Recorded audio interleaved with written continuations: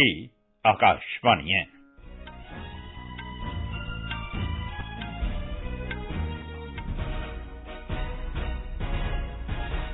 खबरों के इस बुलेटिन के नाल मैं अवतार सिंह ढिल्लों। सब तो पहला खास खबरां। प्रधानमंत्री नरेंद्र मोदी का कहना है कि NEP 2020 नूं लागू किए जाने नाल सिक्ख्या विच पहुंच, बराबरी, समावेश ते गुणवत्ता के टीचे हासिल करने में मदद मिलेगी। राष्ट्रपति रामनाथ कोविंद का कहना है कि Indian institute of management Nagpur आत्म निर्भर भारत के सुपने नूं पूरा करने लई कारोबार नूं ਹੁੰਗਾਰਾ देने का काम करेगा। उन्होंने अज सवेरे IIM के प्रसार किए गए कैंपस का उद्घाटन किया। केंद्र ने देश धरोह संबंधी कानून की वकालत की है ते सुप्रीम कोर्ट नूं इस नूं चुनौती देने वाली अर्जियां नूं खारिज करने की बेनती की है अते बद्रीनाथ धाम के बूहे अज सवेरे वैदिक मंत्रां के जाप दरमियान श्रद्धालुओं लई खोल दिते गए हैं।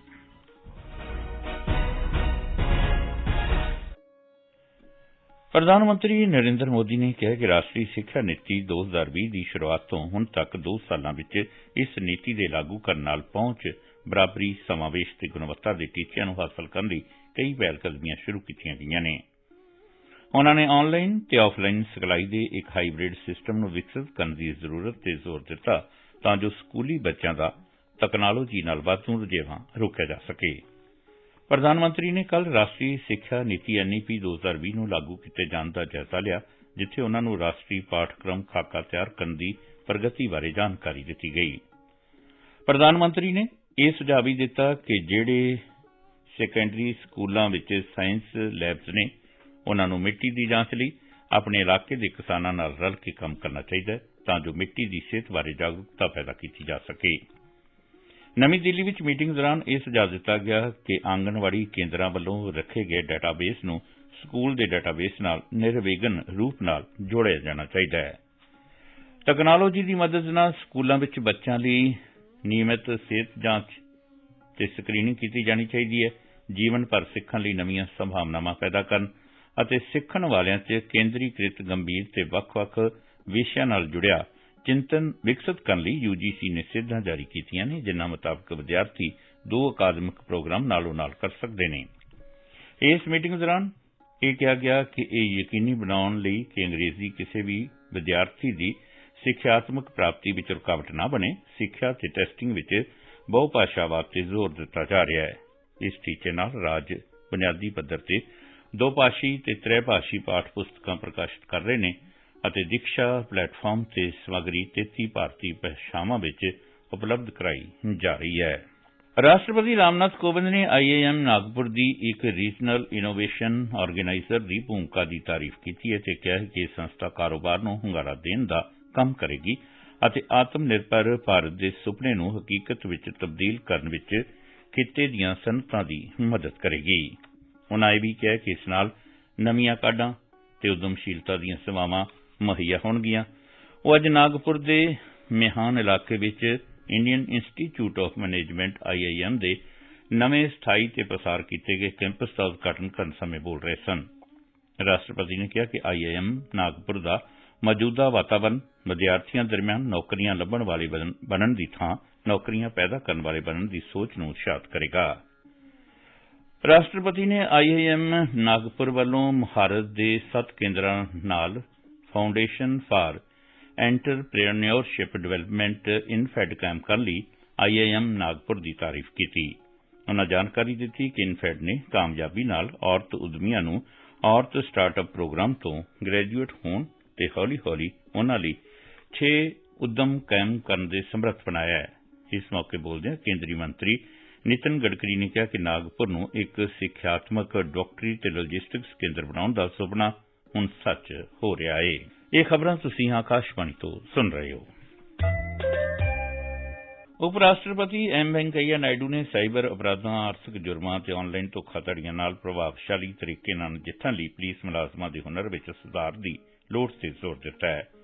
नवी दिल्ली विच साबका IPS अधिकारी प्रकाश सिंह वालों लिखी एक किताब जिसका विषय है the struggle for police reforms in India नूं जारी करने के बाद इकट्ठ नूं संबोधन करदਿਆਂ श्री नायडू ने पुलिस मुलाजमां नूं आम आदमी दे नाल दोस्ताना ते हमदर्दी वाला वतीरा अपनाउण दी अपील कीती। उन्होंने पुलिस दलों में सुधार लागू करने ते भी जोर दिता। उप राष्ट्रपति ने कहा कि केंद्र ते राज्यां नूं पुलिस सुधारां लई टीम इंडिया की भावना नाल काम करना चाहिए है। उन्होंने छोटे जुर्मां ते उलंघनावां नूं अपराध की श्रेणी विचों हटाउण अते जेल कानून 1920 जिस नूं 100 साल तो वध समय तो पहलां पास किया गया सी दी पछाण विच सुधार लई कार्रवाई करने समेत वधिया पुलिसिंग लई सरकार द्वारा कीतीआं गईआं कई पहलकदमियां ते खुशी जाहिर की। गृह मंत्री अमित शाह आसाम के 3 दिना दौरे से अज रातीं गुवाहाटी पहुंचणगे। केंद्रीय मंत्री शाहपाड़ा विखे भारत बंगलादेश सरहद जो कि गुवाहाटी तो करीब 245 किलोमीटर दूर है दा निरीखण करने लई कल सवेरे दक्षिणी सलमाड़ा मनकाचर जिले का दौरा करनगे ते सरहद नाल जुड़े मुद्दों लई BSF के अधिकारियों नाल एक मीटिंग की भी प्रधानगी करनगे। रक्षा मंत्री राजनाथ सिंह ने सरहदी इलाकों के विकास नूं सरकार की व्यापक रक्षा नीति के एक वड्डे हिस्से वजों करार दिता है जो कि देश विच सुरक्षा सिलसिले नूं हंगारा देगा। उन्होंने कहा कि दूर दरेडे के इलाकों च रहिंदे लोकां दीआं जिंदगियां विच भी एक सारू तब्दीली लियाएगा। केंद्र ने देशद्रोह कानून की वकालत की है ते सुप्रीम कोर्ट ने उस नूं चुनौती दिंदियां पाईआं अर्जियां खारिज करने की बेनती की है।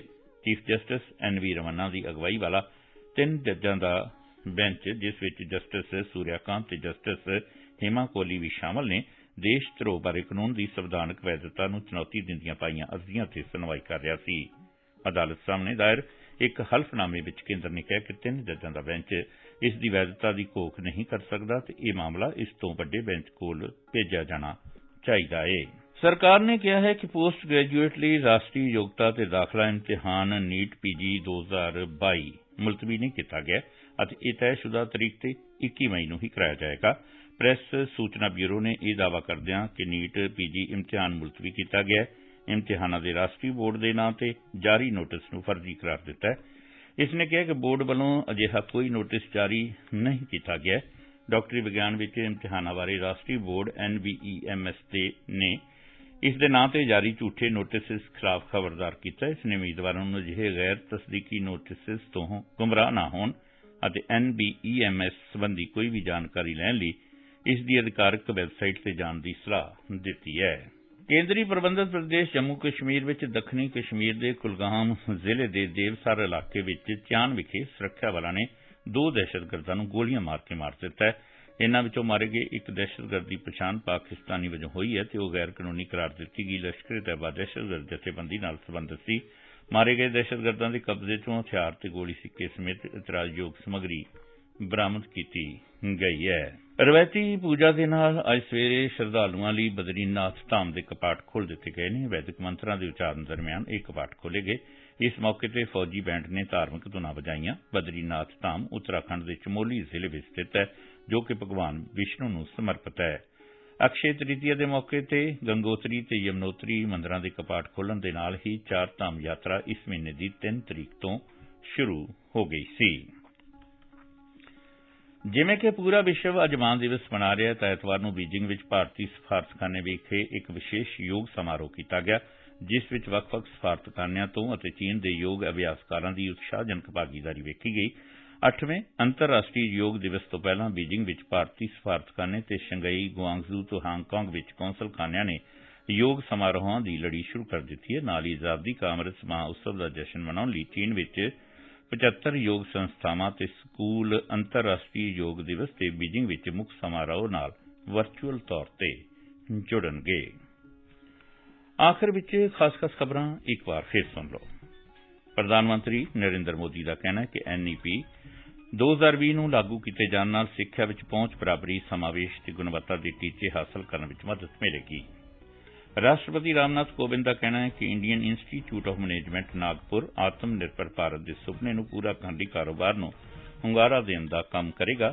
उन्होंने अज सवेरे IIM के प्रसार किए कैंपस का उद्घाटन किया है ਅਤੇ केंद्र ने देशद्रोह संबंधी कानून की वकालत की है ते सुप्रीम कोर्ट नूं इस नूं चुनौती देने वालियां अर्जियां नूं खारिज करने की बेनती की है। इस दे नाल ही आकाशवाणी तो खबरां दा बुलेटिन खत्म हुंदा है।